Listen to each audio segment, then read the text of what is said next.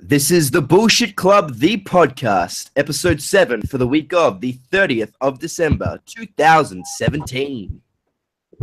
And what is up, everyone? My name is Jack Southall. Finally, back again with a Bullshit Club episode. About bloody time we do one of these. Jesus Christ. It's been since July. But it must have been around there was my no birthday. way. Yeah. But there was no way we were going to miss doing the year-end awards because for the fourth time on this channel, I will be doing a year-end award show and this is the 2017 Bullshit Club. Yeah, I'm calling it Bullshit Club this year. WWE or wrestling in general awards. The reason why I want it to be just wrestling this year is because there's been a lot of things outside of WWE that's made a lot of impact in the world of wrestling. I figured why not include them. Yeah, So mainstream wrestling isn't just WWE anymore. Yeah, unfortunately WWE, so sorry guys. But joining me as always we have badass Billy Marcus with Oh us, yeah. and the king of the Mysterio Division himself, Campbell, aka the 5'8", is in the building. Yes, mate. All right, The so fucking one and only king of Mysterio. Yeah. So if you guys didn't see last year's awards or any of the previous awards, this is pretty much our year. This is pretty much a video to just wrap up the year of wrestling in general, just talk about some of the big moments that took place this year. So before we get into the actual awards, I just want to ask you guys, what did you think of the year 2017 for professional wrestling in general? It's pretty good. Pretty good. I'll say it like this. For everything outside of WWE, I felt like it was really good. But for WWE in general, it peaked up and down at some points. Like at some points it was really good. But I felt like the majority of the year was very just bland and kind of, Down. yeah, like a roller coaster. So, yeah, Billy, your mic's turned heel. Yeah, so What I was gonna say Before you were Yeah. rudely cut off. is that I've kind of lost interest in well, no, I shouldn't say wrestling, but just in WWE this yeah, year. there was I've gone weeks without watching it. Like, I've kept up to date and everything, but I've gone weeks without watching it and just read spoilers and shit, just because it's not worth my time. No. There was a period in the middle of this year where, like, I did not give a shit about Raw, very little shits about SmackDown, like, because nothing was interesting me. Like, Yeah. it just seemed like 3 hours of nothing, which is a shame because it's like Still does. they can do so much better with the roster that they have, but they just continue to just book the same crap every week I instead of giving us some fresh ideas. I feel that because like the friggin' Raw tag division up until like this past week, like for every week for about bloody 3, 4, 5 months straight, it was like some variation of the Bar versus Rollins and Ambrose or the Shield. Yeah. Mm. But we'll talk about the bad stuff of wrestling that we've kind of touched on just here in our first list, I guess, of the top 5 worst shit of 2017, aka the fun list. So,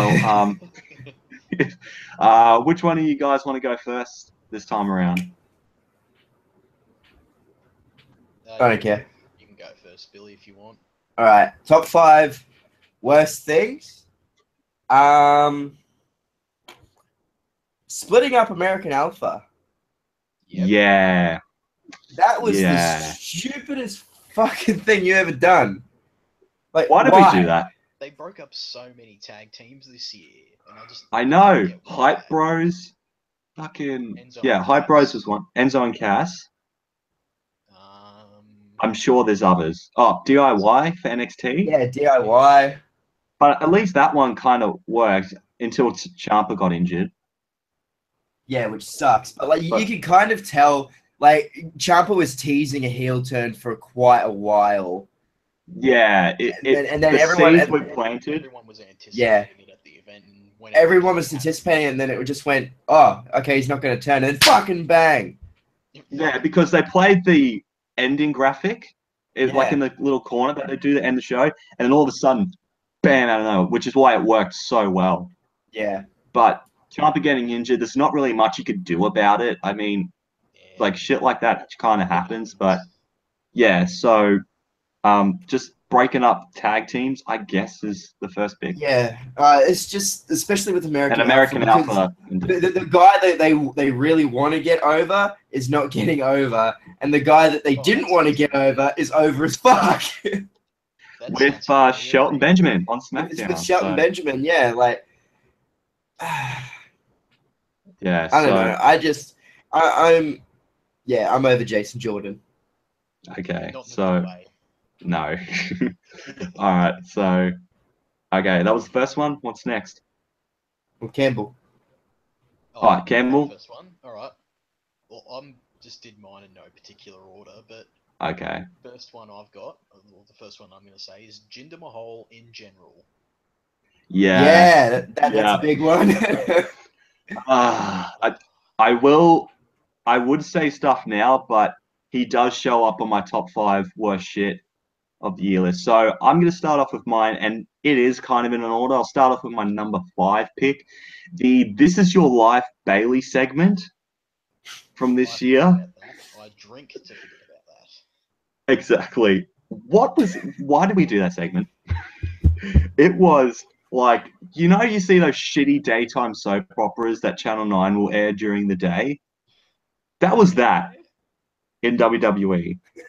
Alexa Bliss, that sweet little girl, she tried her hardest, but nah, it was just doomed to fail.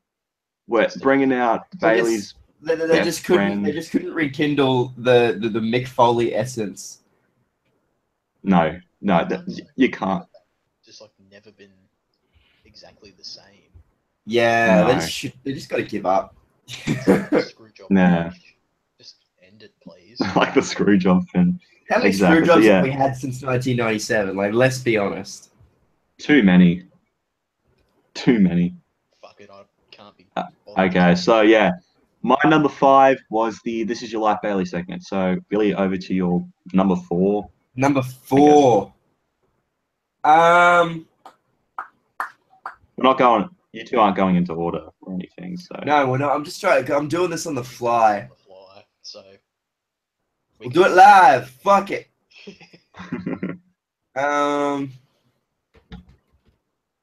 See, I was gonna say Jinder Mahal, actually. You can say Jinder. Doesn't matter. Yeah, Jinder. Like, why? Why? Because we'll talk about why? They're trying to expand into the Indian market. Yeah, that's fair enough. They're great, making you champion. But then when they actually went to fucking India, he wasn't the fucking champion. That'd be like if Buddy he faced Triple H and lost. Like, that'd be like if they decided, let's like try and get Australians interested. Why not just make me the fucking champion? And then fucking have Buddy Murphy like drop the title and lose to Cena on tour or something. Like, it just did not make any fucking sense. And I doubt he made a fucking dime for that company. Never drew a dime. No. He's Kevin Nash, 2017 version of... No, I shouldn't say Kevin Nash. I should say Diesel. All he's going to do is tear a quad. Oh my God, he kind of is. Because no one gives a fuck about him as champion. But, same with JBL. Yeah. Oh. What? When JBL was champion, he didn't draw shit as WWE champion. Mate, he was a good fucking heel champion though. He was a good heel champion, but he was shit. He did not draw any. Didn't he? So why the fuck's he still Hayes cunts then? Realised how shit a WWE champion he was. All right, so Campbell, what's your number 4? Anthem being cunts and not giving up the rights for the broken gimmick for like. Yes, that was cunty of them. That was really cunty. Like, I feel like they knew they were gonna leave to WWE, but they're like, "Oh, you want your broken gimmick? Nah, fuck off, mate. We'll make you fight for this gimmick." And now they've Like- got it, but they've got to call it the Woken gimmick. Yeah, it's You know it's what? honestly, Good though. At least it's on TV. At least it's there. It's in WWE. So what if it's got a different name? It's fucking there. yeah, It's that's fucking all weird. that matters at the moment. So, It's not there anymore. oh, we'll get to that in our next in the list after this. So, all right. So I reckon I'd get to my number 4, which was the Christmas episode of Raw, and pretty much making the wrestlers work on Christmas Day. Oh, but What was the some- point of this? Wait, some was that people live? Christmas Day, man. Yeah, That was live. what? No, I thought it was pre-recorded like they usually do. Because don't they usually have Nah. like 10 days off over Christmas? no, not this year. Oh, that's Need to be made, fucked. boy. Yeah, and not only that, you want to know? Okay, I want to rant on this Christmas episode of Raw because this was the biggest punk piece of shit ever. They advertised a week beforehand that the first hour would be commercial free Raw, everyone. So what happens in the first 20 minutes of the show? What do they fucking play? Yep, fucking that- commercials. Wait, but was that Raw or was that Fox 8 over here? Raw. Yeah, because I saw people in the UK, I saw people in other countries complain about it. So it was probably US only thing then. That's so bullshit. But like, Yeah. I don't think the wrestlers should have worked Christmas Day. Usually they record the No. episode like a couple. Yeah, why couple didn't they days just record beforehand. it? Besides, And like, who would want to go to a wrestling show on Christmas Day? Like, that's when you want to spend time with your family. Exactly. Like, as big of as a wrestling fan I am, I don't think I would see any pleasure in going to an event on Christmas Day. No, it's like you just want to hang out with your family. Like on Christmas, you just want to be around family and just have a good time with them. You don't want to stand in line for 30 minutes to go into a fucking arena to Standing in watch. line to see the show tonight, and there's a Yeah. And there's a That's- light on, heavy glow. That's fun.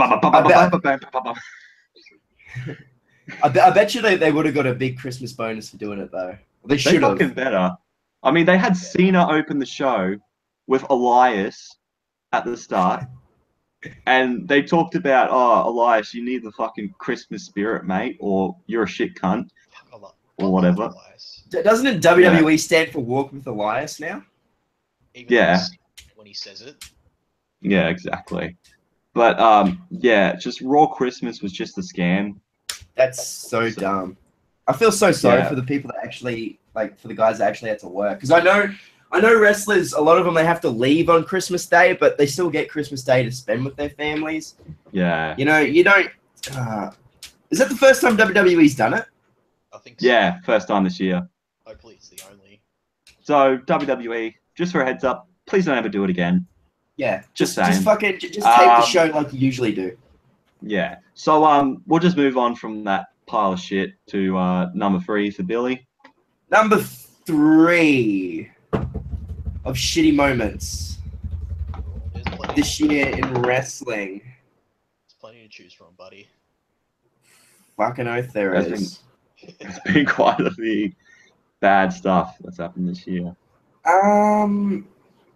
I know. Cutting AJ Styles' title reign short just so Cena could be called the 16-time champion, and then only to have him drop it 2 weeks later at Elimination Chamber. That was so All right. I Yeah. thought that was pretty stupid on WWE's behalf. Yeah, that's a fair point. Even Like, though AJ did if you- come back later, it's still a Yeah, stupid but, like- move. Yeah, no one even remembers John Cena's title reign this year. yeah, it was like for a couple of weeks. Like he was like the 4th guy eliminated, Yeah. and it was down to AJ and Bray. So it was like, why couldn't you just have AJ as the champion? I thought, Made Going no into the sense show. whatsoever.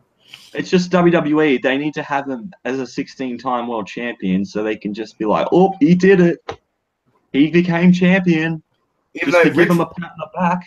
Even though I think Ric Flair's said many times that he's actually a 22-time world champion, but there's a couple of reigns that aren't recognized by the NWA. who cares? Yeah.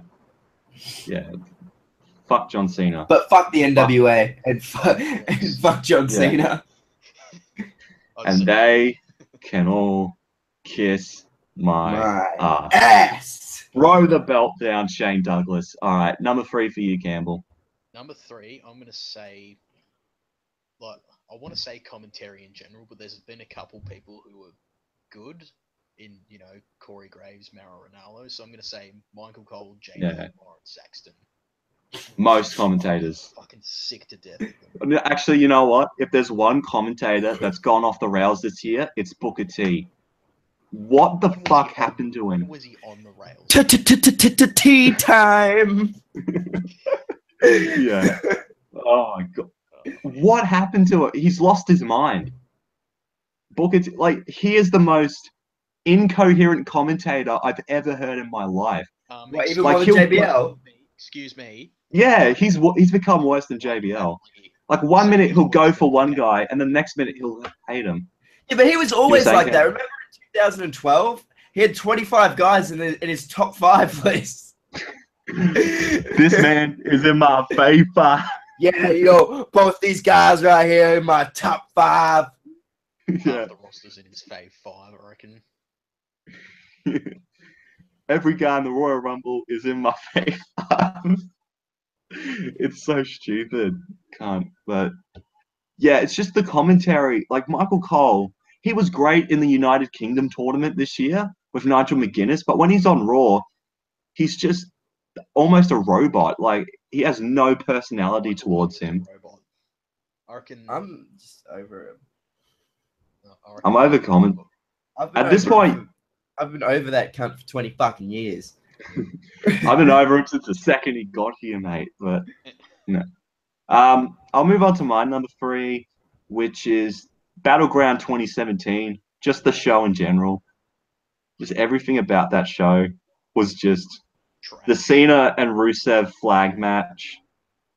What was that about? That was gold. That was fucking gold. A gold plate of shit. Right there. Let's go. Right there. The Punjabi prison match. Why did we bring that back? Why did we put... It wasn't good the first 2 times. Yeah, let's give it a third go. And to put the cherry on the shit cake, who comes back for one night only? The Great Car Tree. Oh, yes. Oh, man. Just everything about... Just the only good thing about that show was the Usos New Day match. Mate, the only good thing about that show was the end. Like, when it finished. That is true. That was probably the best. That match was the second best moment of the night. The first best moment was the ending of the show. So, yeah. Battleground 2017 can suck a big fat chode. Number 2 to you, Billy. Goodness gracious, great balls of fire. The name or the event? The event was okay. It was all right. The ambulance match with Roman and Braun was pretty good. Yeah, just the name and the marketing for it. Why? They had the wrestlers sing the Great Balls of Fire song. Like, that is so cringe. They wanted to do it. No, you can just tell, like, Sasha and Dean reading it, they were just like, just fucking off me now. Like, when they were reading this. It just goes to show you that's such a Vince McMahon decision. I guarantee you he was the one that approved the name. Like, he was like, I know what those kids like. They're like a bit of fucking Jerry Lee Lewis in their life. So Great Balls of Fire. There's Jerry Lee Lewis. My theory is that he tried to get the name Bad Blood, but like Taylor Swift has a song called it, and she probably fucking copyrighted it because she's a bitch. Well, couldn't he spell Bad Blood with 2 Ds? Like he did in '97. Yeah, probably. Yeah, it's like, but out of all the names you could have picked from, Great Nutsacks of Fire. Like, are you serious? May as well. The marketing for it is so dumb too. You may as well just gonorrhea or something. Gonorrhea. My gonorrhea's on fire. Mate, I can't wait for the next pay-per-view. WWE presents Billie Jean. That's going to be a cracker of a show.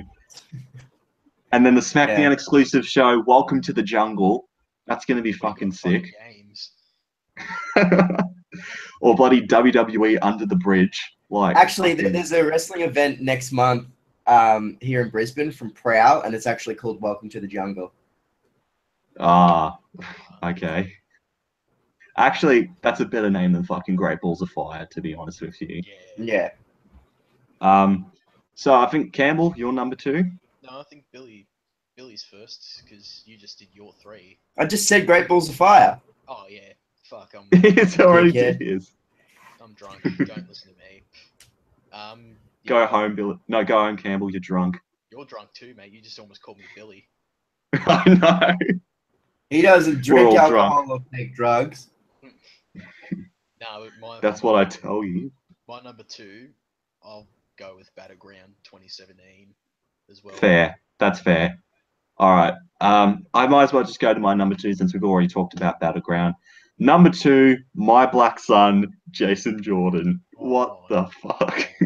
Yeah. My black son. My black son. So, Kurt Angle, that was this big angle, that took place this year involving Kurt and Corey Graves. Did Corey get involved in this? I don't fucking know. Yeah, he did. Corey was in the house. Yeah. Greatest anime of all time.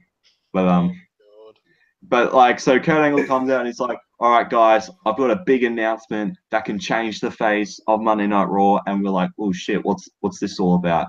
And he mentioned he had a lover and all that stuff. And he reveals that he has a son, and it's Jason Jordan.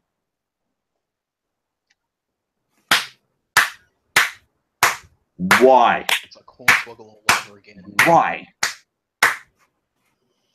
Out of all the fucking ways you could introduce Jason Jordan on Raw. By the way, like Billy said before, why did you break up American Alpha? You had one of the best my tag team of the year last year was American Alpha. So WWE goes, they're a great team. Let's break them up. Yeah. Because that's smart. That's just what we do. And let's bring in a Raw as Kurt Angle's son. Which, if there's anyone out there, if there's anyone out there that truly believes that Jason Jordan's Kurt Angle's son, I fucking feel sorry for you.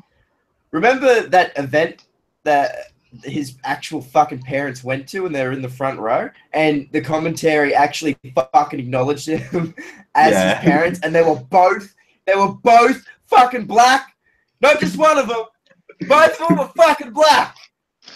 Well, more than I think about, I would say, like, people had been saying that, like, the mother was Charmel, but then I was like, that shit happened in 2005. He'd be, like, fucking 12. That'd make no sense. Because remember, back in 2005, Angle and Booker T had a feud, and Kurt Angle basically tried to rape Charmel. Oh, man, I missed the fucking TV 14 days. And Kurt Angle admits to loving bestiality sex during the promo. Remember when you could talk about rape and pretend to fuck a dead woman? I remember. Man, wrestling's fucking changed, man. Times have changed. You can't even talk about rape on TV anymore. Yeah. Or this is why the wrestling or necrophilia, and you can't even shoot fucking 7-foot tall guy with a fucking tranquilizer dart. Like, what is happening? What is happening? Mate, this is why the wrestling industry is dying, okay? It's not because of the Young Bucks, it's because we need more rape references in wrestling. We need more bra and panties matches as well, you know? Mate, fucking bring back Katie Vick and make her the Raw Women's Champion right now. Raise her from the dead. Mate, just fuck her back to life. I don't know. I think you fucking... Was he trying to say anything? I think he's just stunned in silence. No, he's stunned in silence. Are you sure? I can hear his breathing. It's all good. So, I swear he was saying something before. All right. Damn! Yeah. All right. I think I've said my number 2. Let's move on to Billy's number 1. All right, I did mine in no particular order, but I just found this really fucking stupid. Schizophrenic John Cena. Oh, is that going back and forth between Yep. Raw and SmackDown. Oh, But he's a free agent, guys. He can do what he wants. He's stealing Heath Nah. Slater's gimmick, man. Yeah. You know, Heath Slater made it work. So let me get this straight, John. Down, then you become a free agent because you fucking can. So you're on SmackDown, then you go to Raw just to face the big top dog, and then you fucking leave, and then you're on Team SmackDown at Survivor Series. What the fuck? That makes no sense. And then you come back and you're on Raw again. What is this brand split? What is it? No, but the thing that shits me off, if he's a free agent, why the fuck is he on Team SmackDown? Yeah, that's just... Why? It makes no sense. Like, so dumb. They got eliminated pretty much straight away, didn't they? And also, yeah, his bit in the match was pointless. Was that the Like- first to go, I think? Nah, he was like one of the, I think it was like the third guy on SmackDown. Like Bobby Roode and Shinsuke Nakamura were the first guys on SmackDown to be eliminated. And I think Finn Balor was eliminated pretty early as well. No, I think Balor eliminated Cena. I can't remember. I'm gonna look this up. Because that match was a fucking mess. You know what? Honorable mention? The ending to the Raw versus SmackDown match. With Triple H double turning on everyone. It's the most Triple H thing ever. Like, oh my god. So Campbell, your number one or your final pick? Alright, my number one is Brock Lesnar being the Universal Champion for almost a fucking year. And we all know what's going to happen They're gonna say, oh, when he loses that title. Durden. Roman, Reigns, the guy with the wettest hair. Roman Reigns, the guy who has lots of sex. But the thing that pisses me off the most about it is like they're gonna say, "Wow, Brock Lesnar's been Universal Champion for a year," and then they're gonna make it sound like it's He's something been on. impressive. He's had like 7 matches. He's a I just Some people actually like Lesnar as champion because he's special, but if you're a world champion, you should be defending that title on every show. In my opinion, that's how I see it in WWE. Like, if you're a world champion, you should be defending that every pay-per-view, and just like not sit on your home, just sit at home getting blowjobs by Sable. Like, I actually think, defend the belt. I think with Brock, like when he first came in, it was like it was cool to have him only appear sporadically because he still had that mainstream From the UFC. spark. Yeah, but now he's lost all of his he's lost all of his press and he's just another wrestler now, in my opinion. He still has that presence about him because I feel like he's had some good matches this year, like with Samoa Joe, Braun Strowman, and especially the one he had with AJ Styles. I feel like that was Brock's best match he's had in ages, in my opinion. But I think he's a bitch. I can totally. Would you take him on? Yeah, I'd take him on. I'd fuck him up. Billy Marcus versus Brock Lesnar, Royal Rumble 2018. I'm already more manly than him because I've never kissed a dude. Ooh. Shots fired. Bang. All right, so I'll get to my number one pick, and honestly, this shouldn't be a shock to anyone. Jinder Mahal, WWE Champion. Why? Okay, so I gave this a chance at first. When he won the title at Backlash, I'm like, okay, new guy, they could go in a cool direction with him. Nah. They just did the complete opposite. Let's just make him a foreign heel, because like we've never seen that before in WWE. Move away Sergeant Slaughter. Move away every 80s heel wrestler ever. Like, pretty much every promo he cut was, I'm Indian, so I'm better than you. You're American, you suck. Yay. India number one. India number one. India. That was the best thing That was the only about is the Hindus commentary team reaction to him winning the belt. That's the only Hindu Hindi. is the religion. Hindi is the language. Okay, the Hindi You announce team. racist motherfucker. Oh, calm down, social justice warrior. This has offended me. I am offended. Triggered. All right, so yeah, this was just one of the biggest fail. I think it's safe to say. Do you reckon it's safe to say that Jinder Mahal is the worst WWE champion of all time? No. Would I be wrong in saying that? No. JBL and Diesel, then Jinder would be the worst. Worse than Miz? WWE champion. Miz was pretty fucking bad as WWE champion. Let's be honest. Yeah. Yeah, he was pretty bad. But I don't know, just Jinder. He's basically went from being a jobber to WWE champion. I guarantee you in 2018, he will be a jobber again. Or it'll be released. Again. I fucking hope so. Yeah, it's your WWE title reign. Now fuck off. Like, but It's a proud moment for him. That was- Like he can actually say, "Yeah, I was WWE champion." yeah, one of the worst in history, but still WWE champion. I'd take it. Yeah, true. It looked good on his resume, at least. But yeah, that was top 5 worst shit of 2017. We'll move on to another fun list: the top 5 favorite bullshit club moments of 2017. Fucking not there anymore. Okay, so what is your number 5, Billy? If you have one. Fucking not there anymore. Damaged Hardys. Yeah, the bootleg Hardys. I don't know where we were going with that. I think we were talking about our predictions for the SummerSlam card. You referenced the Summerfest. bootleg. Okay, Jeremy Piven, the Summerfest, and just bootleg Hardys. Sibling Nero was great. But just Hardy. yeah, damaged Matt Hardy. And how that remove became a thing in New Legacy. Yeah, we got that over in the New Legacy Inc. chat for the royaliest of Rumbles or the Rumble live streams that they did. So yeah, Bullshit Club taking over. But yeah, I remember you guys. We were just laughing so fucking hard at that. It was one of those just perfect things. It was off the top of my head as well. I was trying to think of another word for obsolete, so I'll just say fucking not there anymore. So It's not even yeah, opposite, there you go. man.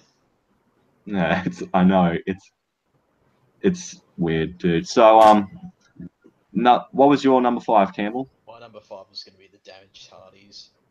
Yeah, I might as well put that as my number 5 as well. All right, number 4, Billy. Did we do the Mysterio division this year or last year? That was this Nah, year. this year. That was this Yeah, year. That was the there we go. That's our number 4, the Mysterio division, Yeah, that was on good. our very first episode. That was going to be. Oh, so wait, we started this podcast this year. Yeah. Yeah, we started I in thought, January. so all the fucking, oh man, I'm gonna bring up so many moments. All right. So, Rey Mysterio versus Rey Mysterio. Shut up. Rey Mysterio division on an episode of 619 Live. mate, God, we fucking ran with that thing, man. I'm still running with it. It's become a bloody podcast name for my thing. Yeah, it's 6-1. Yeah, the one episode we've seen. Yeah. Well, I've been in the middle of moving, mate. So. Where you moving can't to? blame me. Yeah, where are you moving? No, I've already moved house. I've moved house like halfway through this month. Oh, And then what? You could have let us know. Yeah, it would have been nice to tell us. I told you. Did you move out of home or just to another house with your stepmom? Just to another house. Alright. Okay. So yeah, just All in good. between that and being in Queensland for Christmas. So. Yeah, sorry I didn't get to see ya. No, that's all good. It's all good. Busy times, man. Yeah, I'll probably be back up there True. anyway because No, you fucking won't. I will be. Can't you watch me? What are you gonna do? Watch out. Huh? What the fuck are you gonna do? Mate, he'll throw you onto the tracks. Oh, there's another moment. I'll be bringing that one up later. Okay. So I think number 4 would be the Mysterio Division 619 Live. Number 3. Yeah. Okay. No, I've got one. This was from when me and Billy went to WWE Live back in September. Right, And tell me the story. it was it a fatal 5-way match or a 6-woman match? Yeah, Fatal 5-Way, I'm pretty sure. Tell me the story. It was for the Raw Women's title. Mickie James comes out, and Billy says the line of the night. And Billy, what did you say? All right, so when Mickie James comes out, you know how she does her signature thing with the 2 fingers and she points to the crowd? Yeah. I yelled out, "We all know where those 2 fingers have been." Oh my god. All right, kids. For those of you who don't know, When a mummy Mickie and a daddy James- love each other very much. no, before Mickie James competed in WWE, she did some naughty photos where she used her 2 fingers and put it in a certain area. So I was talking about when she groped Trish Stratus at 22. oh my god, she did too. Holy shit. Oh, was that when she did like Yeah. during the match? And then- Yeah, that's what I was talking about. I just brought up something out of the blue, mate. There's probably some 10-year-old going, wait, Mickie James' nudes? What the fuck? 10-year-old. No, 10-year-olds like watching this video or something like that, which, God, I hope that's not true. I was 10 when I first saw those photos. I'm 22 Yeah. now. Just Fuck's up. anyone hopefully over the age of 15, as Billy likes to say. Yeah. So, I thought it was 16. I think I said 16 in one video. I don't know. Yeah. somewhere around the same. But number 3 would be just the Mickie James line. Number 2. Wait. Number 3 for me would be. Oh, okay. Number 3 would be Billy going off of Jack for not playing Red Dead. That was fun. You still haven't played it, have you? No. You're a fucking disappointment. You're an embarrassment. You're out of the club. Oh, fuck you guys. Oh, man. Nah. I'm going to have to play it just to shut Billy up. No, you need to play it before you go to Red Dead 2. Well, obviously, I'm going to do that. Yeah, Red Dead. That's the game Billy gave me shit for not playing, so I'll put that on the bucket list. What's Billy's number 3? Is that the Mickie James thing as well for you guys? Or? No, I was gonna say the same as you, Campbell. Me going off at Jack. Oh, okay. You haven't fucking played Red Dead. Okay. Number 2. I'll do my number 2. Yeah. It was the cheese roll-up thing that I said during the NXT Takeover. Oh yeah. Okay. I don't know if you've seen it, Billy, but we did predictions for NXT Takeover War Games and Survivor Series, I think, and we were talking about It was Alistair one of the matches. Velveteen Dream, and I said, "Oh well, Velveteen Dream's probably going to get the win by like some cheese roll-up," and like what I meant was like, oh, he's going to like grab his tights or use the ropes or something to win. And Jack, being the idiot that he fucking is, he thought I meant he's gonna throw like a cheese roll up at him and get the win. Can you even get cheese flavored roll-ups? I hope not. That'd be fucking gross. That'd ruin It's just my... no. It's just the picture in my head of just a Velveteen Dream pulling out a fruit roll up or something and just slapping Aleister Black in the That's gonna be face my with it. future when I get into wrestling. I'm just gonna grab a fruit roll up and chuck it at my opponent. That's gonna be the end of the match. Mate, that'd be the most devastating fucking finisher since God knows when. But yeah, that's a good number 2. Was that? I'm guessing that's yours, Campbell. Yeah, that was Have you said your number 2, Billy? No, I have not. All right. You have to pick one. Tick tock tick. Campbell throwing us on the tracks at Central Station in Brisbane. Yeah, that was just threatening to throw us over the tracks. Yeah. Like, also, actually, you know what? It's fun. As an honourable mention, when me and Billy were waiting to catch a train to WWE Live, he made one of the shittiest but amazing jokes ever. And he goes, "Hey Jack, you know where Jason Domino lives?" And I'm like, Yeah. You know Dixon Domino? Yeah, know they live under that's there, right. That's right, I did too. And he made that joke 5 fucking times at least throughout the day.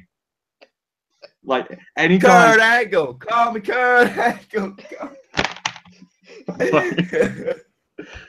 Oh. And also, he felt the need to yell, "Call me Kurt Angle," every 5 minutes we were around. And every time Kurt Angle came out, we'd say it like, "Oh, dude, your girlfriend was just ready to fucking just kill Beat us the at shit that out of point." me. Yeah. Yeah. Just throw you over the tracks. Throw you over the throw me tracks. onto the tracks. Or just yell it out to her right now. I dare you. just yell out Kurt Angle. Call me Kurt Angle. She's sick. Nah, fair enough. Yeah, we'll leave her alone. On you. All right, so my number 2 would probably be my Mac is Wi-Fi. It's fucking.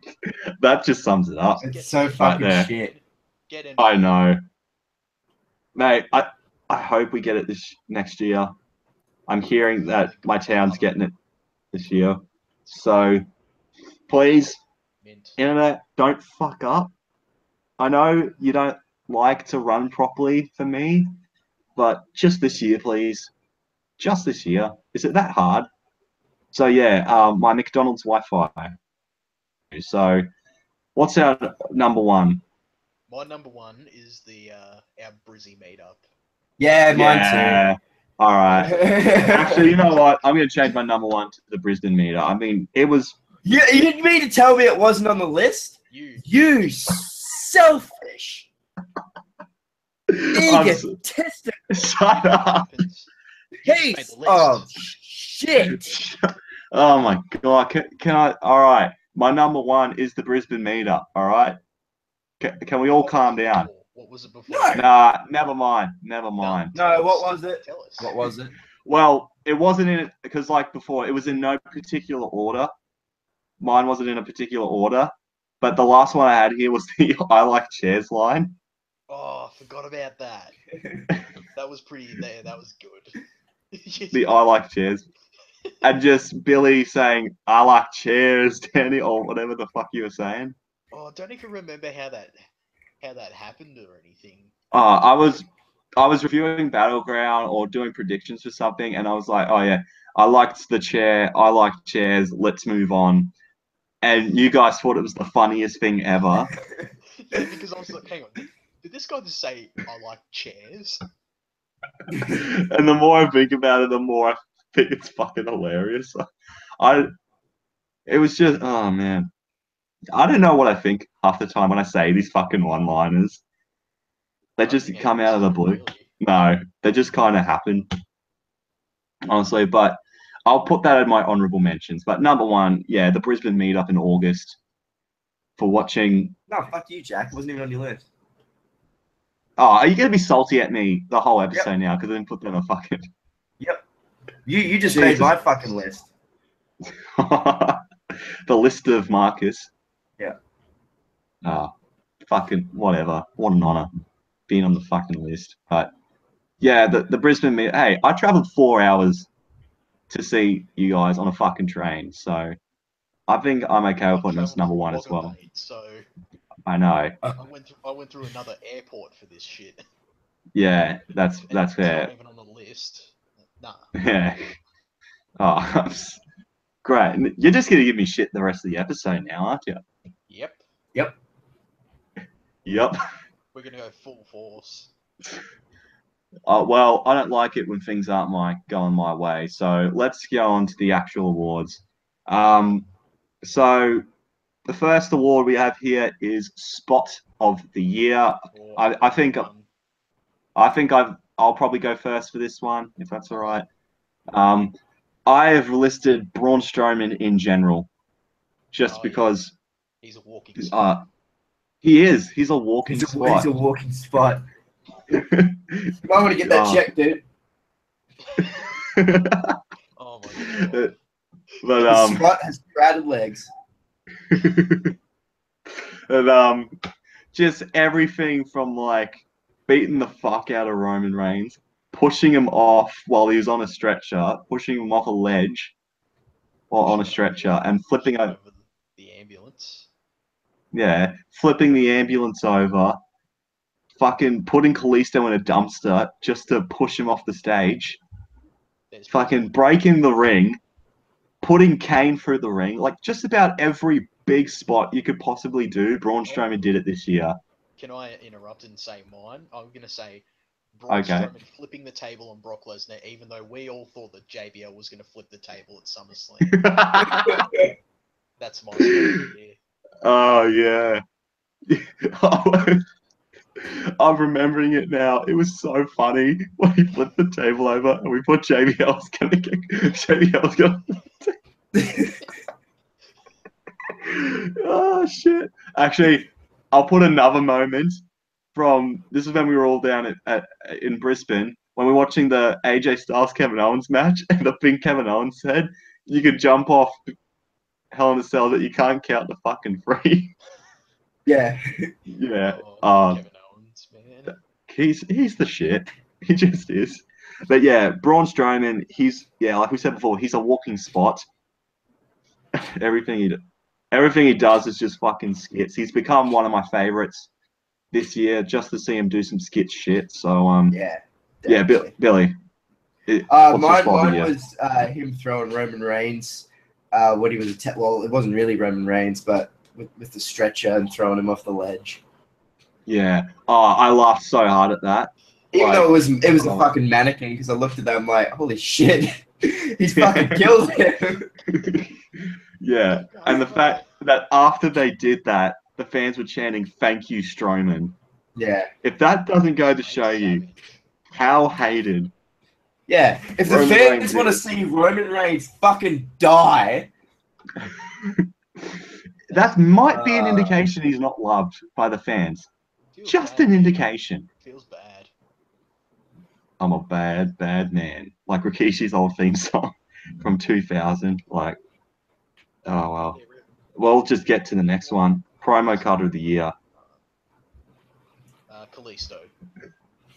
At TLC, I'm going to be the new Cruiserweight champion, he says, wearing the Despite being the Cruiserweight champion.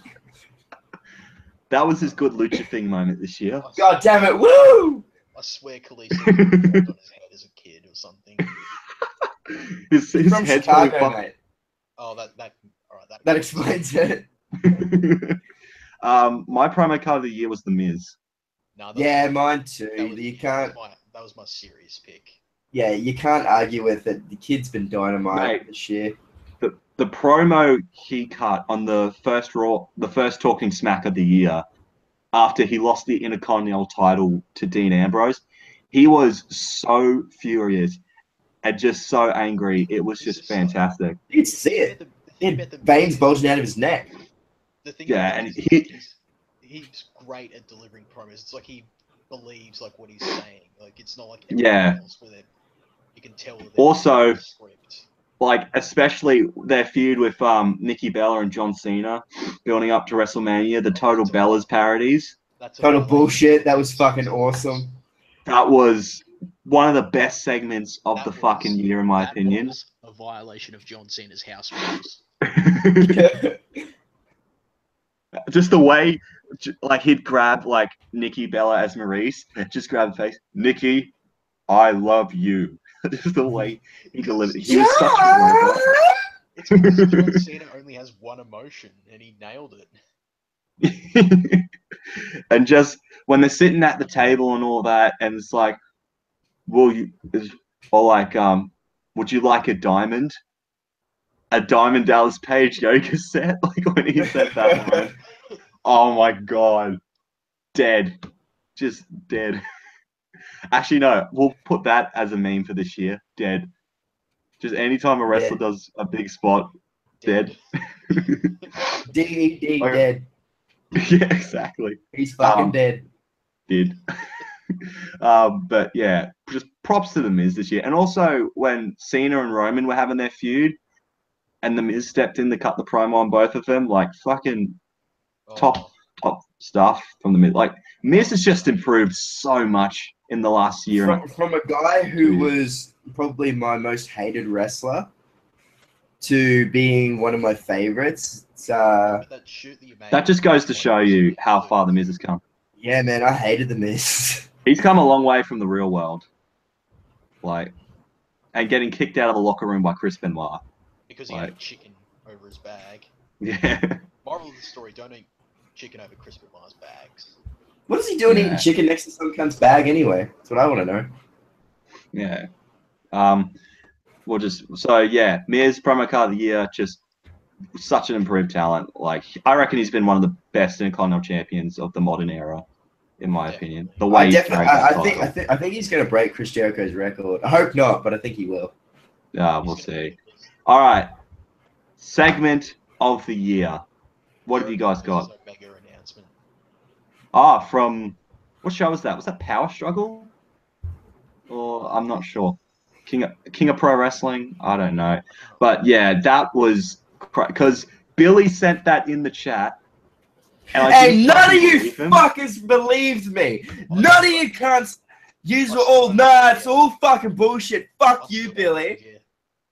And then when I saw the video, I'm like, oh my God, it's fucking real. It's because it's so hard to believe someone like Chris Jericho. Yeah, Jericho has a tendency to troll people. Like, remember, like when he left WWE in 2005, and he released a photo with him going like in his pose in front of the TNA logo. The code is Mrs. Foley's baby boy. Bobby Lashley, son of a bitch. Oh God. But if you guys haven't seen JR reacting to Chris Jericho's 2007 return, do it. Watch that shit right fucking now. Like, it is one of the best wrestling videos on YouTube. Fuck off! It's Bobby Lashley, Stone Cold, Stone Cold, Stone Cold. Rey Mysterio. Do you see Mrs. Foley Mysterio is cooking? Where's Bulldog? Owen Hart, Eddie Guerrero. Y2J, Owen Hart, Eddie Guerrero. All right. Okay, so that was Campbell's was the Jericho announcement at New Japan Pro Wrestling. So, Billy, what was yours? Same. Okay. Mine was the Festival of Friendship. Kevin Owens and Chris Jericho. Feels bad, man. Feels bad. Nah, man, that is heartbreak right there. Yeah. But it worked so well because it just broke your heart when like Kevin Owens gave Jericho the list and was like, oh, thanks, man. Because before then he had just said, man, thank you so much for the past year or so. Like, I've had the most fun in my career just being with you. He gives him the new list. He looks at it and goes, how come my name's on this?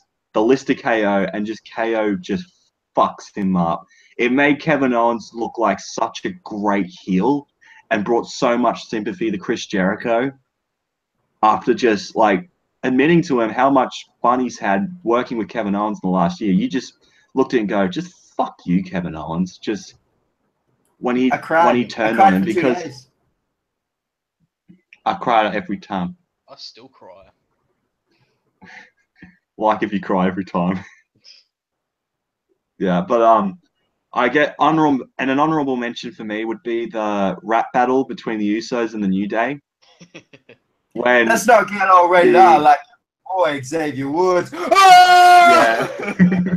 That was great. Skits. Oh my God. The fact that they brought that up in the way that they did with the whole Paige sex scandal kind of thing. Like with Brad Maddox coming on the NXT women's title. That's probably why they got the new title, by the way. Yeah. I love the meme where it shows like the jizz on the NXT women's title and then there's a picture of Asuka underneath it just going. If I was Asuka, I would have made a YouTube video of just getting the belt or getting like a fucking gurney or something and just spraying the shit out of it. She's just probably looking at that video just like, I fucking kissed that title. Like, oh my God. But yeah, Festival of Friendship and the New Day rap battle segment. Also the contract signing between Roman Reigns and John Cena and just how savage they were in those promos. Ramen Reigns, Roman Reggae, Ramadine That Reigns. feud really didn't interest me. Hey, Yeah. Really? It was a bit. I wasn't into it. Well, I really like the promos they were cutting on each other because they were bringing up a lot of real life stuff. Like he brought up the drug test failure for Roman, like, and Roman brought some stuff up from Cena, like. But I thought it was good. That's why it's an honorable mention. Most shocking moment of the year. What have you guys got? WrestleMania. Yeah, I think mark out moment of the year for me would be that because It's just because it oh was my so god, unexpected. Because the New Day like come out in their wrestling gear and they're like, because oh, you're thinking it's the them. fourth person, like, I was like, oh, here we fucking go. It's gonna be the New Day, isn't it? And then the Hardys come out and I'm like, fucking I shit. lost it when they came Really out. did. Yeah, just oh, I should have recorded my reactions because they were fucking priceless. My mum had just come home from work when that exact moment happened, so I'm just going, "Holy shit, the fucking Hardys are back!" And my mum just looks at me and like, what the fuck? Are you okay, cunt? Like, oh And you're just like, yeah, the fucking Hardys are back, man. yeah. She doesn't watch wrestling, Oh, so she well. has no idea what the fuck's going on. She's like, she was just looking at me like, "Shut the fuck up, Jack. I want to watch Dr. Phil when I get home." Like, Fuck and that Dr. kind of Phil. shit. Nah. Here was the birth of the Cash Me Outside chick. Like, for that alone should have you blackballed from history, in my opinion. Bring that bitch to fame. But what was your shocking moment of the year? Festival of Friendship. Seeing Owens turn on Jericho. I cried every time. Every time. My most shocking moment of the year, I think I may or may not get some shit for this. Jinder Mahal winning the WWE title because it was a jobber. Like, just look at 2 months prior, he was losing the fucking Sami Zayn on Raw and main event. And then 2 months later, he's the fucking world champion. His title win did not surprise me in the least. I knew it was coming. Nah, because I was just like, no, surely they're not going to put the belt. I said it from the beginning. I said it. I said, yeah, I know you weren't shocked. He's gonna fucking win it. And then I even wanted to put money on it. And then Jack Mate, and I were like, oh nah, it's not gonna happen, man. Nah. And then when it actually happened, we were like, what the fuck? And I was just like, told you.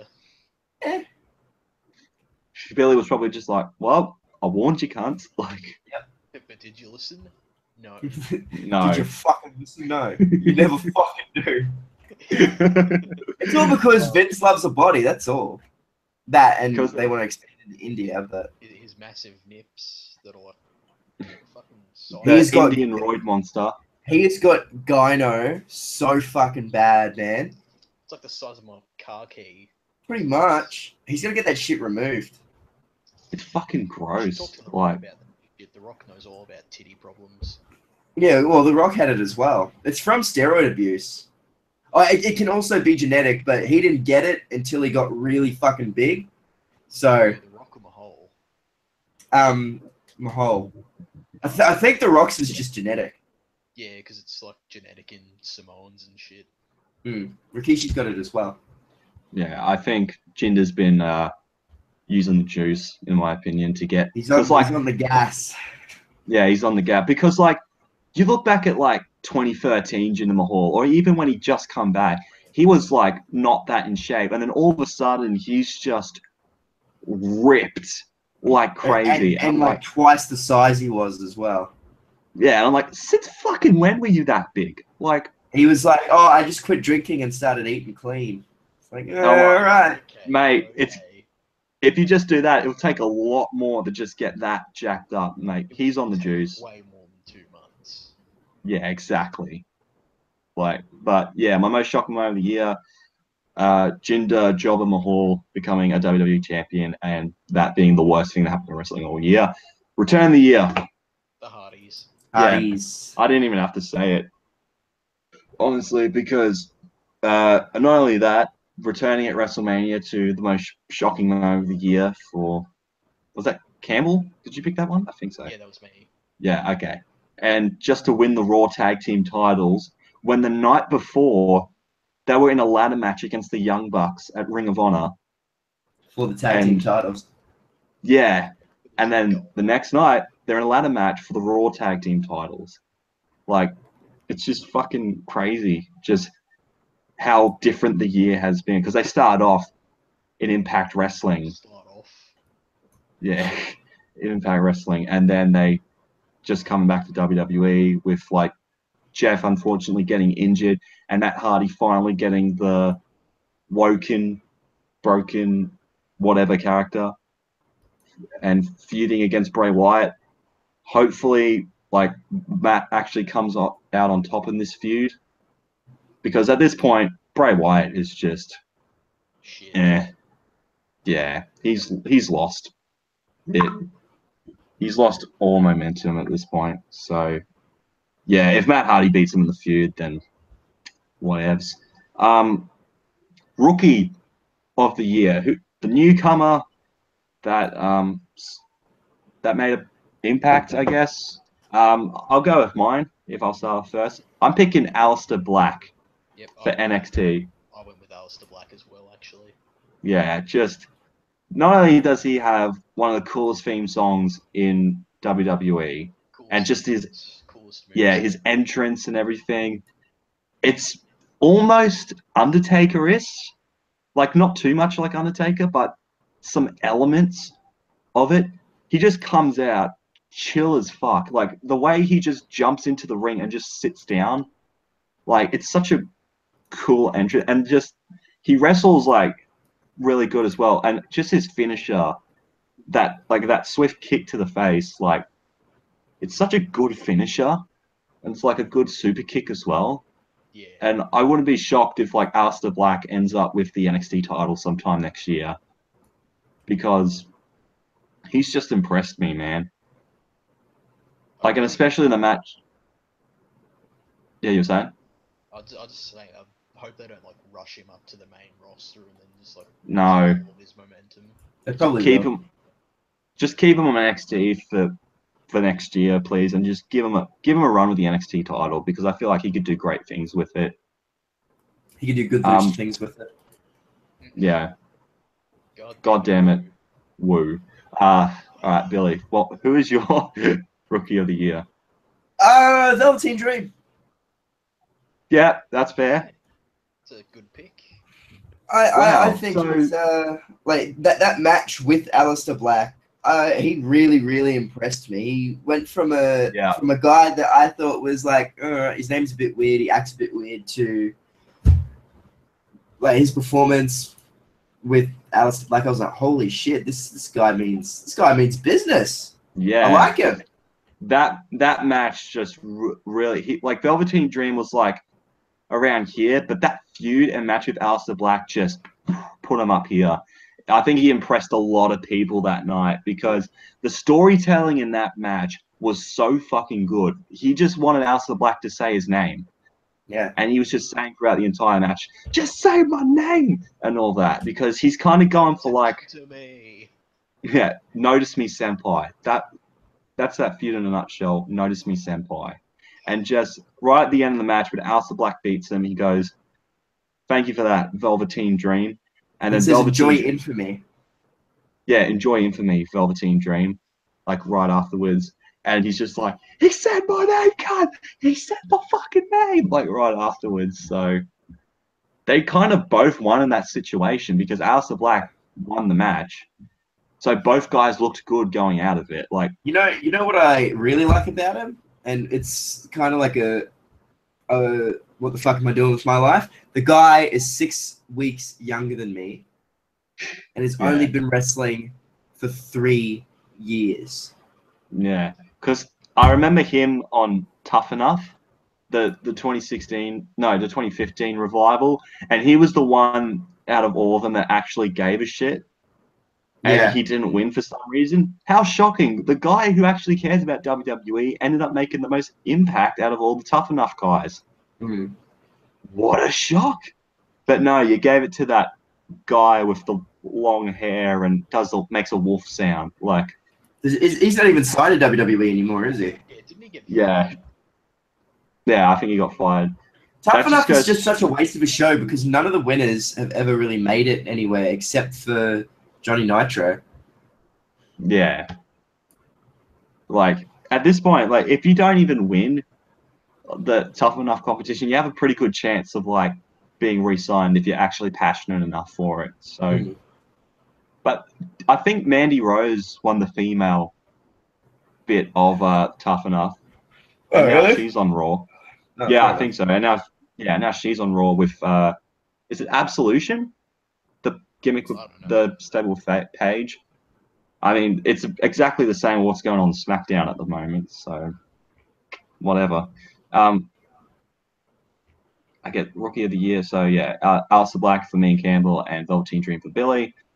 Breakout Star of the Year, Braun Strowman. Corbin. No, did you hear what Campbell said? What? Baron Corbin. He's not taking it back either. Two-time winner, baby. No, I am. I'm actually going to go with Elias for that one. Elias. Wait, is that... Yeah, that's my real pick. That's even fucking worse. Fuck off, What? man. Mate, Elias. you don't walk with Elias. No. Well, you're a dick then. Baron Corbin Yeah. is the biggest waste of space in the WWE since Kevin Nash. Oh, wow. What about That's Scott a Steiner? bit- He was worse. Yeah, but at least He Scott knows the Steiner difference between letters and created numbers. some funny memes. Give me a fucking microphone. Everybody wants to know where he's been. I got Because he has a 142, 141 and 141, 2/3 chance 2 out of 3 chance. of winning. Because the numbers don't lie, and they spell disaster for you at Sacrifice.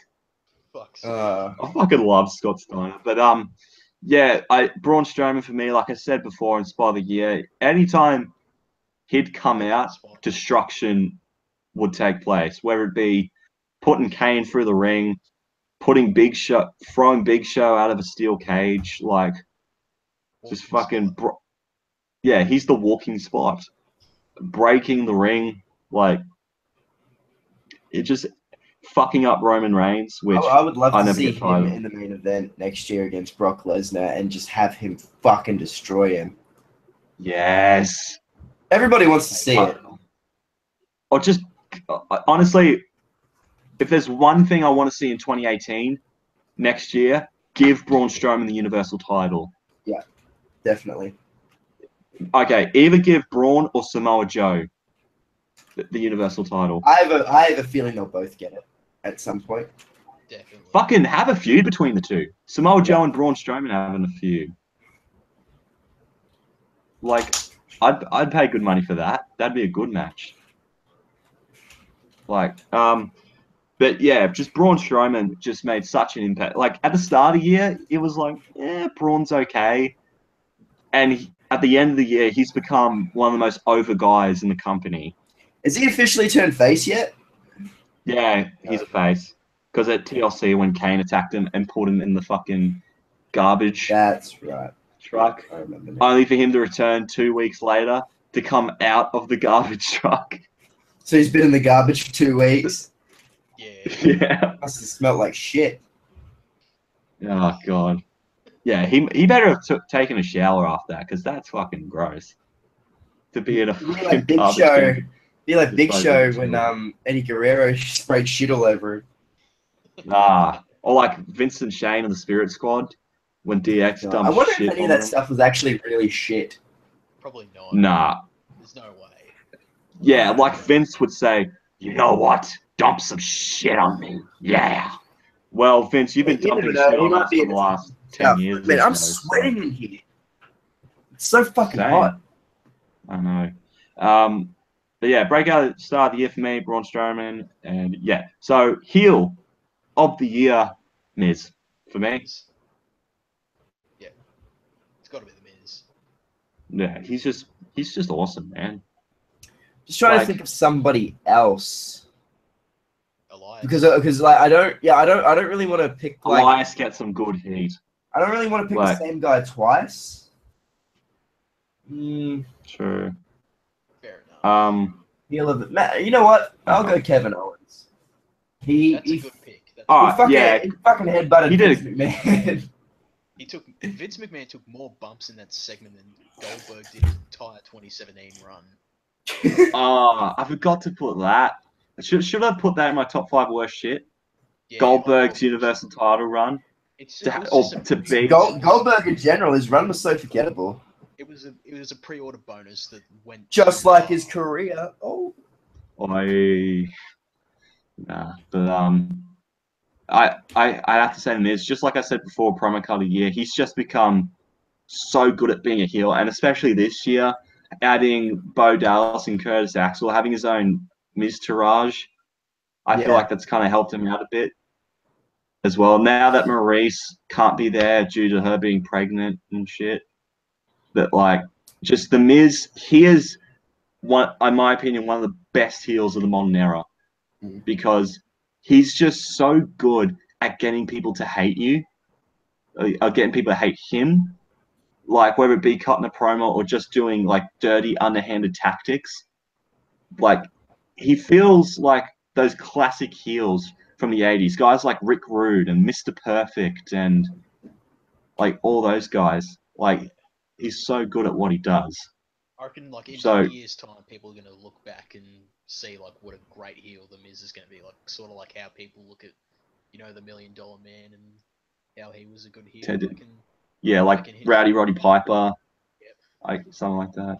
But yeah. Did we ask who your heel of the year was, Billy? I think you were still thinking about it. Miz. No, I said Kevin Owens. Oh yeah, Kevin Owens. Yeah, Jesus. fucking Pay hell. attention, Like, mate. no, Jesus Christ, I'm sorry. He bloody powerbombed Chris Jericho on the apron and ended his friendship with Jericho, and that got him so much heat, becoming the new face of America, feuding with Shane McMahon, pretty much telling him you'd be better off if you died in a plane crash. Like, pretty much. Great. Yeah, he's Savage Owens, convincing Sami Zayn to turn heel as well. Which, by the way, Sami Zayn has been really good as a heel throughout the last few months. Because, like, when he does that stupid fucking walk when he gets to the ring, cracks me up. Fucking love it, man. Yeah, just being the leader of the Yep movement. Jumping Jeff Farmer created that. Yep. Yeah, jumping Jeff Farmer approves. Like, oh Skip man. Sheffield. Skip Sheffield. Yep. What'll do? Oh my god. Ryback, he's such a dumb cunt. He took 20 years off of CM Punk's life, so fuck him. Yeah, is that what CM Punk said? He took 20 years off his life. Yeah. Yeah. That's a bit of a that's a bit dramatic, don't you think? Just a bit. Yeah. Well, I mean, that's CM Punk for you, in a way. But like, oh man. Yeah, heel of the year for me and Campbell, The Miz, Billy, Kevin Owens, good picks overall. Babyface of the year, I've chosen AJ Styles. Yep, Yeah, AJ same. Styles. Like, don't get me wrong, AJ was a good heel. He was a really good heel, He's just a but better face. he's too loved. He's too loved by wrestling fans for him to be a heel. He wasn't So it was even, only natural. he to wasn't be a even that face. much of a heel. Like, he never fucking pandered to the crowd. He never said anything bad about the crowd. Like, he was a heel that knew that the crowd was behind him. And Yeah. he never it was really unique with what he did because he never once turned his back on the crowd when he was a heel. Not once. He was just wrestling against baby faces, and Yeah, he was that's just it. acting a He bit. was just he was basically doing what Stone Cold Steve Austin did in the Attitude Era. Like, he just didn't play by the rules. Yeah, I feel like when he was a heel, he was a lot more arrogant and cocky towards his approach to the wrestling matches. Like, he would cheat Yeah. in matches sometimes. Like in the match of Backlash last year when he won the title, I think he did a low blow Yeah. or kicked him in the cock for Something him to like win the belt. I remember the Clash of Champions promo this year. He said, "Oh, I'd never take shortcuts, and I'm just like, hold on a second, mate. You kicked Dean Ambrose in the dick to win the WWE To- Championship. Yeah, So, we're just gonna forget about that. Okay, all right. But ever since like after his match with Shane McMahon at WrestleMania, despite the fact that he fucking threw his head in a car window, and they just became like, no, didn't happen. You forgot about that. nah, yeah, forgot because WWE only remembers stuff that happened from 2 weeks ago, pretty much. That's as much of a time span they have.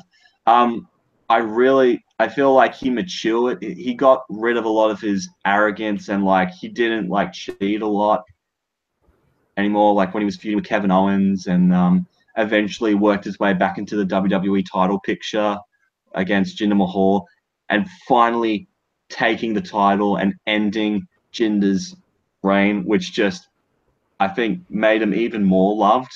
Yeah, that was glorious. As well.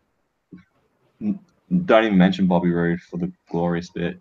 But like AJ winning the belt this year, like on SmackDown, was probably one of my favorite moments this year because just to see a shitty reign finally come to an end was just a fucking glorious moment right there. And then to top that off, he had some pretty solid matches with Kevin Owens for the US title, winning it in Madison Square Garden, and then like the matches he had with Cena and all that. He's one of the most consistently good performers in all of wrestling. Yeah, Like even the match with Balor at TLC, at a moment's notice, he fucking flew from South America or something. Yeah. it's a call in because Bray Wyatt got like He died. Yeah, dead. Thank fuck we didn't get that match. Sister Abigail versus Demon Balor. Could you imagine the train wreck that could have been? But yeah, babyface of the year, AJ Styles, because he's just so good at what he does. And yeah, just right there. He's just so good at what he does, and just the fans appreciate him for it. So, feud of the year. Fuck. Uso's New Day is mine. I had that on here as well, but I also thought Roman Reigns and Braun Strowman was really good as well. I feel like Usos and New Day is above that just because they've Jericho Owens. That's a good pick too. As well. Even though it was only short-lived, but most feuds are these days anyway. Yeah. But like the storytelling for Jericho and Owens was so good though. Like especially on the build up towards WrestleMania, which like culminated with Owens beating Jericho for the US title, and then like at Payback, Jericho wins back the US title, and then Owens beats him on SmackDown and just basically takes him out just to end the feud. Owens standing on top and becoming the new face of America. So yeah, that was like a really good feud in the moments that. As for Usos and New Day, just they were having some of the best tag team matches this year. Like every time Usos and the New Day wrestled, like you know how like there'd be feuds where like they just face each other over and over again and you just get sick of it after a while. Yeah. It's kind of like Sasha Banks versus Charlotte last year. Like don't get me wrong, that was a great feud, but the constant flip-flopping of the Raw Women's title was just, I think, kind of weighed it down a bit. Like, to be fair, there was some flip-flopping between the SmackDown tag team titles, but because I think the matches were so fucking good, and because cancelled it out. And the two teams were just so evenly matched with each other, like on a popularity level and on like just an in-ring level as well. They were just fantastic in my opinion. Just yeah.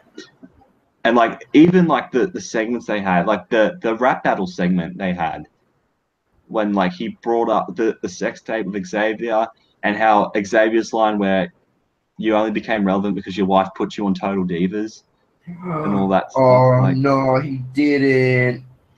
Yeah, he did. Oh no, he didn't. Recreating the "We're coming for you" nigga thing. Yeah. Oh, that was great as well. I forgot about that. Just And to top it all off, the match they had at Hell in a Cell, inside the Hell in a Cell match, was one of the best WWE matches of the year, in my opinion. They tore the fucking house down that night. And Uso standing on top and turning face after that feud because they realized they just gotten so over in that feud and just they were so good. I think fans started to really respect the Usos as a tag team. So they just kind of just called a truce after that feud, which I thought was the best way to end it, in my opinion. Yeah. So yeah, I'd have to go Usos and New Day as well for feud of the year because their matches were just top notch. As for, I'd also have to put Roman Reigns and Braun Strowman as an honorable mention as well, just because of the crazy moments they did, like starting off with Braun interfering at the Royal Rumble match with Owens and Reigns for the Universal title. Remember when Jericho was above in the shark cage? Braun just came out and just beat the fuck out of Roman. Yeah, to sell those Mattel play sets. And then just when you thought one moment couldn't get crazy, they just topped themselves. Especially the backstage segment, like we mentioned before, with Strowman just killing Roman from off, like with him on the stretcher and throwing him off and tipping over the ambulance. And also the ambulance match at Great Balls of Fire, where it had one of the funniest endings to a match I've seen, where Roman goes for a spear, Braun moves out of the way, he flies into the ambulance and just closes it to win. Oh, man, it was great. And then Roman getting inside the ambulance while Braun's in the back of it and driving it to like into a semi truck kind of thing and just crashing it and basically trying to kill Braun Strowman, which is nice of him. And then they had the last man standing match. Was it last man standing match on Raw or something? And when Braun threw the chair at Roman, that was my favorite gif of the year. Just seeing that chair because it just flew right in his face and just right. It was great because you all know I love chairs, so that was a great moment. But yeah, there were a lot of good feuds this year in WWE. There were actually quite a few decent feuds. Yeah. Pay-per-view, and also actually for feud of the year outside of WWE, Okada versus Omega, I have to give credit to as well because their series of matches were just fucking unbelievable. So we'll move on to pay-per-view / special event of the year. I've got NXT TakeOver War Games for this one. I went with SummerSlam 2017. I think that might be because we all watched that show. Piss off, you did. I think, yeah, I'd probably put SummerSlam 2017 as a selfish pick because that was when all three of us watched it. It was a good show, though. Together.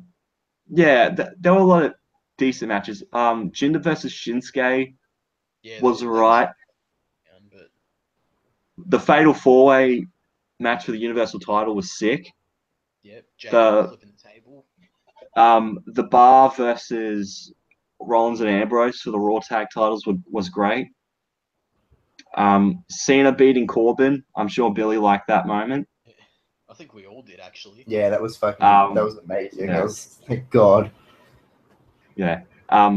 However, it did have the Enzo Amore. No, the Big Show versus Big Cass match with Enzo suspended in a shark cage. How many fucking shark cage matches do we have to have this year?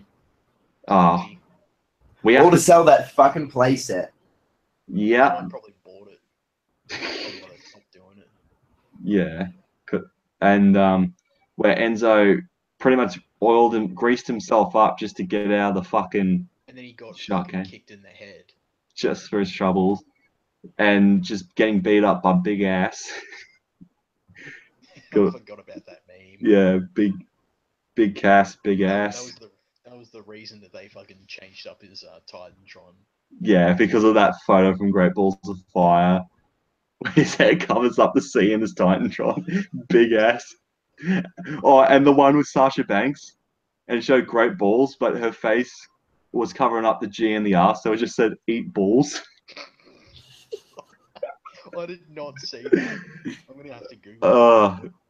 Dude, it's the fucking best thing about that show, in my opinion, was just eat balls and big ass. But yeah, SummerSlam was good. But NXT Takeover War Games, like NXT's takeovers this year were some of the best in my opinion. Like Takeover Chicago had Pete Dunne versus Tyler Bate, which was just Nothing that was special. just crazy. Nothing special. Worst match of the year. You're the It's no fucking shit. worst match of the year. It's no 619 last division match. And then you had NXT Takeover Brooklyn 3, which was a great show as well. Drew McIntyre winning the NXT title for Adam Cole to come out with the Undisputed Era and beat him up.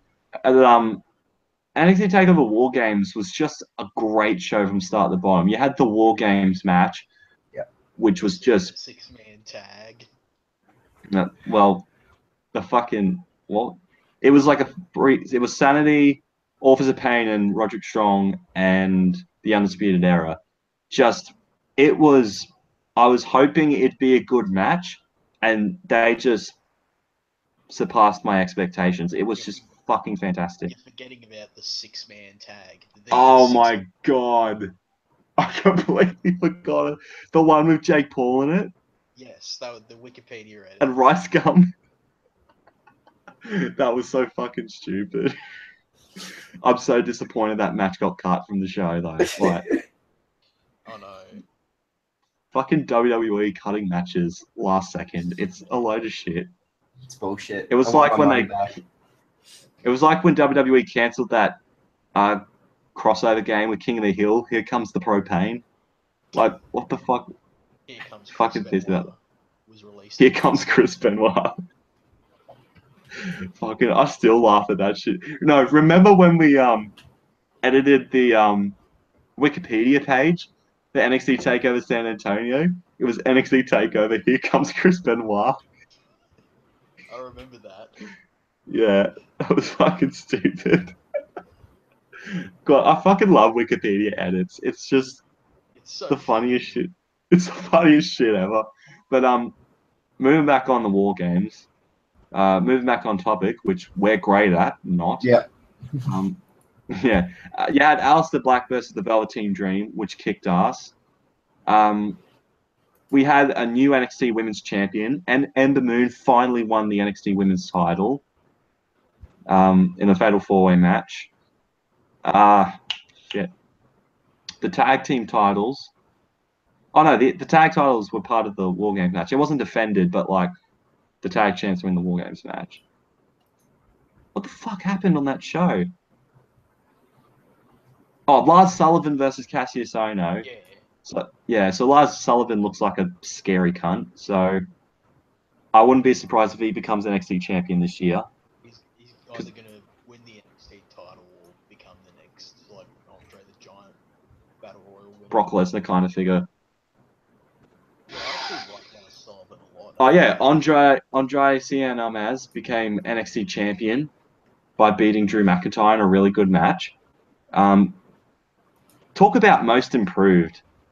Almas this year, I think, has been a lot better than he was when he debuted, because he was just a bland babyface, I felt like, when he debuted.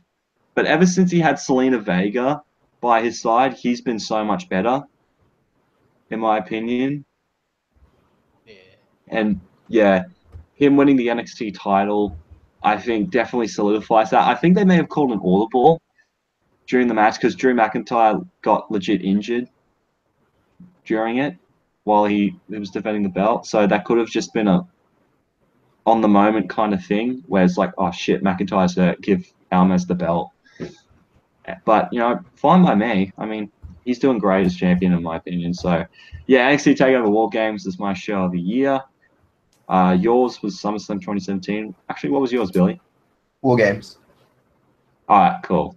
We agree on that one. Match of the year. My pick is Asuka versus Ember Moon from take over Brooklyn. Really? Yeah. Okay. I wasn't expecting that, but yeah, that was a good match. That was a really fucking good match. Yeah, was that Asuka's last match Yeah, that was on Asuka's NXT? last NXT match. Yeah, that was a great story as well. Because I think Asuka was a heel at that point. I'm pretty sure she was playing the heel in that match. Yeah.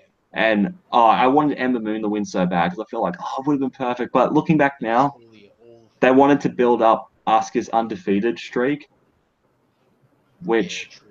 they better not fuck up in 2018. I swear to God, if she loses to like Alexa Bliss or somebody. Kevin Nash. Kevin Nash is going to come in and defeat her. Cattle prod. she's gonna Cattle prod. Kevin Nash joins the women's division. No, Christine Nash just joins the women's division or something like that and just becomes the Raw Women's Champion. Like, imagine Kevin Nash as the Raw Women's Champion. That would Like, be the most Kevin Nash thing he would yeah. do. No, he'd hold up the belt, and as soon as he goes to hold up, he tears his quad. Then that'll be the most Kevin Nash thing ever. But my match of the year was not in WWE. It was in New Japan. Yeah. I think, you all know what it is. Okada versus Omega from Wrestle Kingdom 11. That match just fucking blew me away when I saw that. It was like nothing I'd seen because like it was the match that got me into New Japan, and I felt like a lot of people feel the same way because Okada has been just one of the best champions. He's the way you should act as a world champion. Brock, looking at you, in my opinion, Okada was a way better world champion than Brock Lesnar this year because Anyone could be he defended. Brock Lesnar. Yeah, but when Okada, could be a fucking better champion. But here's the thing: unlike Brock Lesnar, for the first half of the year, Okada defended the title every month, whether it be against Suzuki or Shibata or anyone like that. Defended against just about fucking everybody. Like even guys you would think weren't in the main event scene. Like he defended against Evil at one point, didn't he? Yeah, he defended against Evil. Whereas Lesnar and like has only defended the title like 4 or 5 times. Yeah, it just goes to show you there's no excuse for Brock not defending the belt other than pure laziness, in my opinion. When you have a guy like Okada, who is just everything about him feels like a world champion. Like the way he comes out and just like the whole Rainmaker gimmick, like the way he's what a main eventer should strive to be. And also with Kenny Omega, he has been the most popular guy outside of WWE, in my opinion. Like, because the Bullet Club's the most popular stable in all of wrestling. Like, and just the match was just incredible. It was very slow at the start, but once it picked up, the near falls that they were doing to each other was just crazy. Like, Okada had to hit like 3 or 4 Rainmakers to finally put away Omega. And there were so many points in the match where I thought Omega was going to win. And but Okada winning was just, I was fine with it. I was cheering for Kenny Omega to win the IWGP heavyweight title, but he would end up winning the US heavyweight title at the G1 special in USA. So can't really complain about that. But yeah, Okada versus Omega, man, was just, it was one of those matches where, you know how you see a match that's so fucking good, you have to sit back and go, holy shit, that was incredible. Yeah. That was one of those moments for me, because that was just, my mind was blown when I saw that. So yeah, Okada versus Omega from Wrestle Kingdom 11. 6 stars, Dave Meltzer. What was yours, Billy? I don't think we've... The War Games match. Yeah, that was incredible. I was just happy to see it back. Yeah. Even though you were upset that there was... Yeah, I was a bit upset that there was no roof on the cage. I thought if you're going to do it right. Yeah. But they ended up doing a damn good job. Yeah, having said that, they still put on a great match. Yeah. Just like, I love the spot where with the 2 rings and they both go for like the Well, it's the triple threat. It's the match you always. It's the spot you always see in triple threat matches where it's like they're on the top row, whatever. Like, I forgot what it's called, but there was like 6 of them in each corner, doing the big fuck off move from the top. Is that And powerbomb suplex thing? yeah, from the top ropes, and just Adam Cole is sitting right in the middle, just going, "Holy shit! I dodged a bullet there!" Like, and just with them jumping off the cage onto people, and just it was fucking chaos. The match was just legit chaos, and I loved it. So, yeah, just and with the Undisputed Era winning, I feel like that was the right move to get the Undisputed Era to win. With Adam Cole, Kyle O'Reilly, and Bobby Fish, who had made the name for themselves in Ring of Honor, it would make sense for them to win the match. And I feel like Adam Cole will definitely be a runner for the NXT title in the future, because I know Kyle O'Reilly and Bobby Fish are now the NXT Tag Team Champions. So, yeah. Authors of Pain champions at War. No, it was Sanity. Sanity were the NXT Tag Team Champions. Sanity won them at Brooklyn, I think. Yeah, and yeah, so the Undisputed Era are the NXT Tag Champs. So that was cool. But yeah, lots of great matches this year. So good. I reckon we picked some good ones. Tag Team of the Year. I got Usos. Got the bar. Kevin The Owens bar. and Sami Zayn. We've all got 3 different answers. Okay. Usos, I already talked about them. What a change for the Usos. They went from, I feel like them turning heel was the best decision they made, Definitely. because they were getting really bland as like the colorful face paint wearing baby faces. Like, it was cool for a while, but it was starting to lose a lot of its steam. And they turned them heel at the right moments again against American Alpha last year. And now they have just solidified themselves as one of the best teams of the modern era, in my opinion. Just the matches they had with the New Day this year were just fucking incredible, as we mentioned beforehand.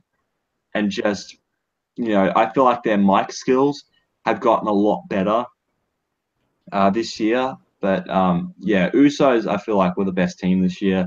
But the Bar, though, were fantastic as well. Like, at first, the idea of putting Sheamus and Cesaro in a tag team, I wasn't exactly thrilled about after that Best Out of 7 series last year, because I wanted Cesaro to go on his separate ways and become like the Universal Champion or go after the title.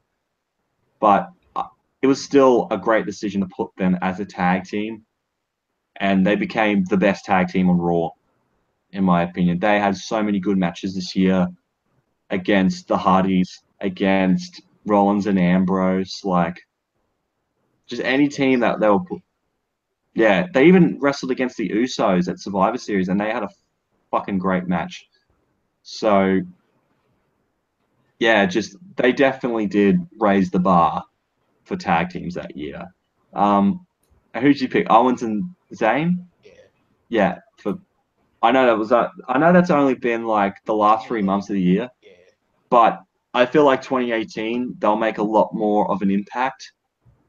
Don't quote me on that, just in case Kevin Owens does turn on Sami Zayn next year, As he's known to do. which is kind of his gimmick, to turn on Sami Zayn. But no, it's just But because like of their connection, like because they go back so long, like they've just got that chemistry that's pretty much unmatched with any other tag team, I reckon. yeah, With the exception it's hard to of the see. Hardys and the Usos, because they're brothers.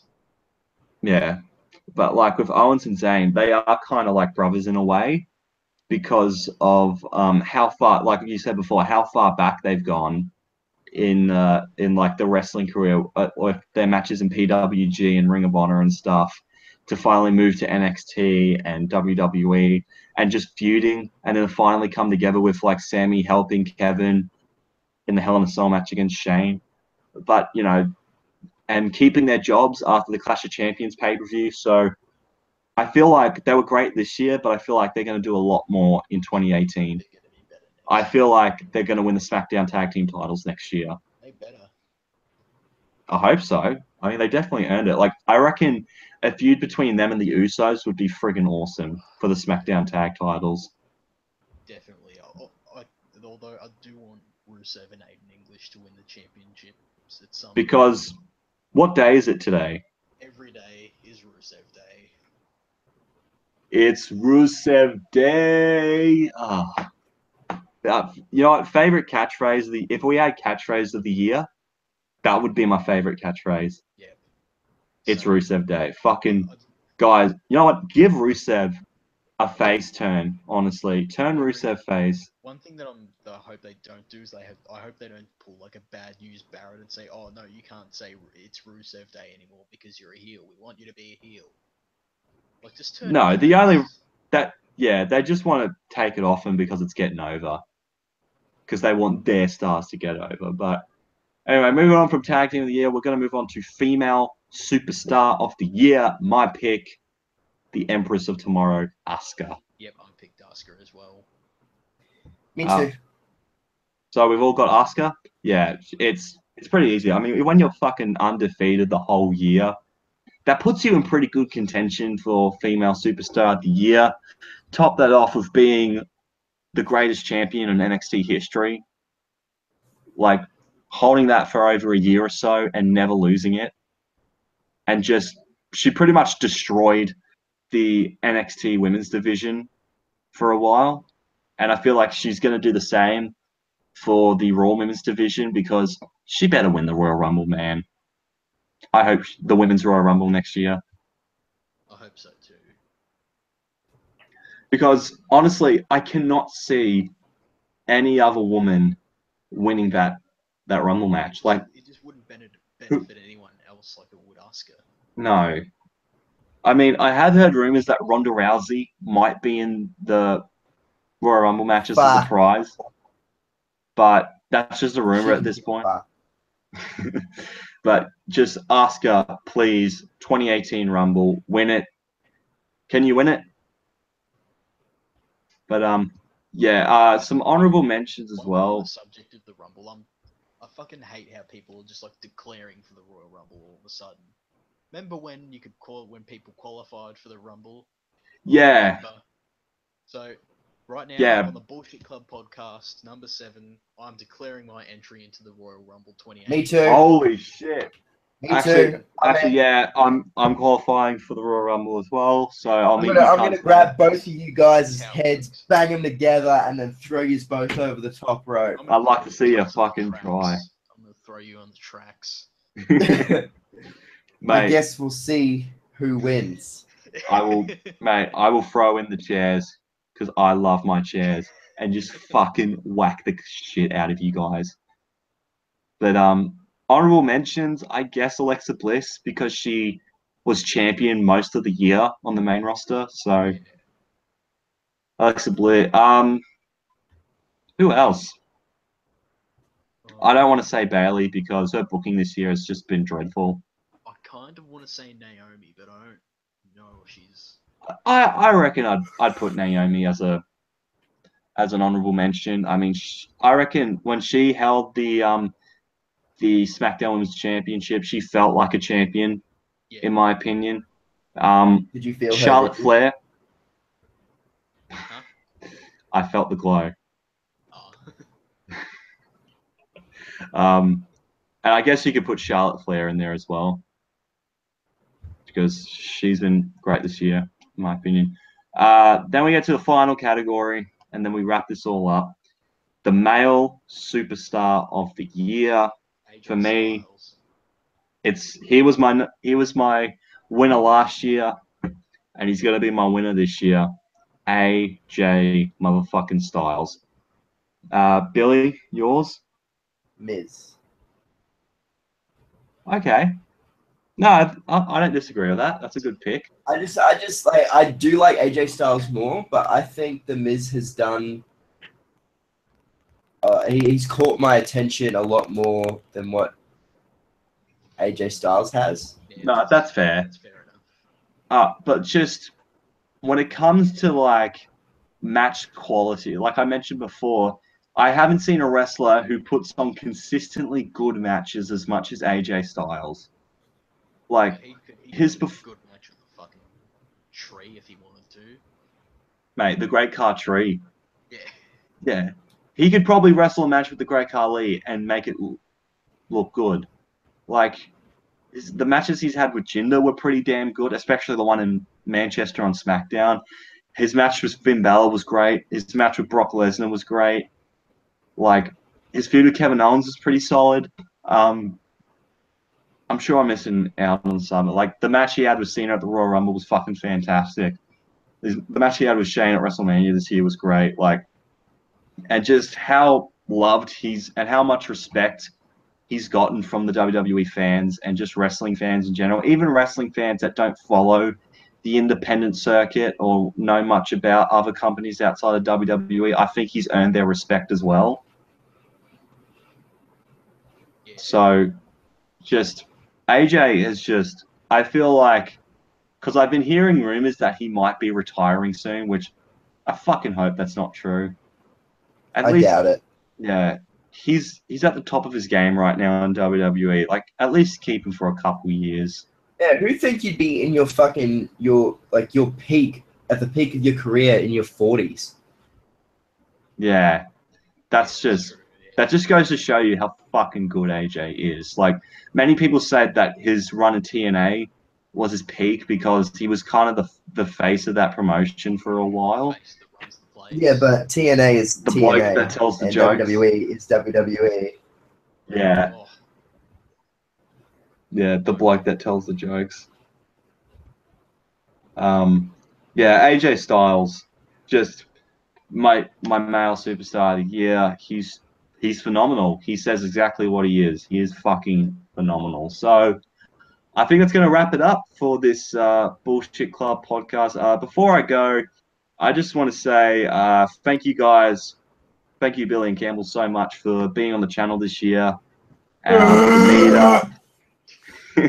the meetup and everything, and just for starting this podcast. Although we've only had 7 episodes this year, it's been the funnest videos I filmed this year have been with you guys. So yeah. just thank you right there. I want to say, son, too. Like, it's been a bit of a fucking rough year for me, and I just want to say, like, fucking massive thanks to you guys, like, just for being here for me, being around, making me laugh and getting all the bad shit off my mind. I fucking appreciate you guys.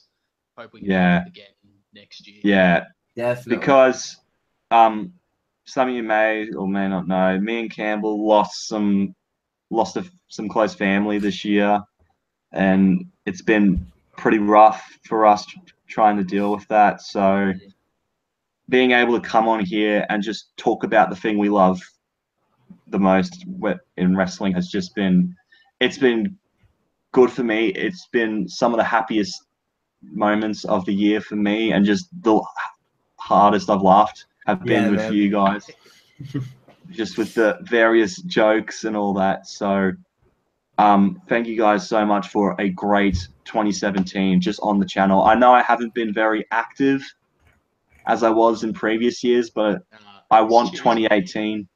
This is the most inactive channel in the history of YouTube. Mate. Yeah. I got to get out of the routine of like making a shit ton of videos and then not uploading them. Yeah. No joke. I've got about 15 videos. I've got about fucking 6 months worth of content that I haven't even uploaded. I still haven't played Here Comes the Pain since February. Jesus, oh my god. That's fucking crazy. Go back. Yeah. But yeah, I just want to wrap this up by saying thank you guys for a great 2017, and hopefully we can have more memes and more funny shit in 2018. No doubt. And hopefully we can get some more episodes out in the next year. Definitely. See how we go. Obviously, as for my first couple videos of the year, I might do a Wrestle Kingdom 12 review if I'm feeling up to it. So, yeah, that's just some stuff to kind of look forward to. I wonder what's going to be the main event of that show, actually. I think it'll be Okada and Naito.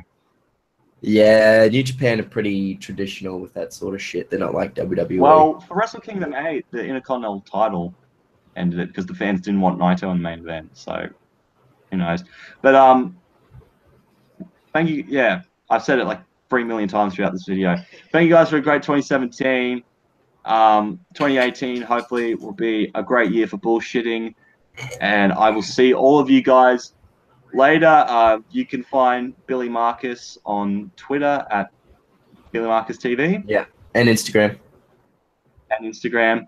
You can find Campbell at the 5/8 on all your social medias, I'm guessing, just on Twitter. Just Twitter. I don't have many other things under the 5/8. Yeah, that's all good. And you guys can check me out on Twitter and Instagram at JackmanLaw31 if you want to check me out there. Thank you so much for watching this year, and we will see you next year. And we are out in 3, 2, 1.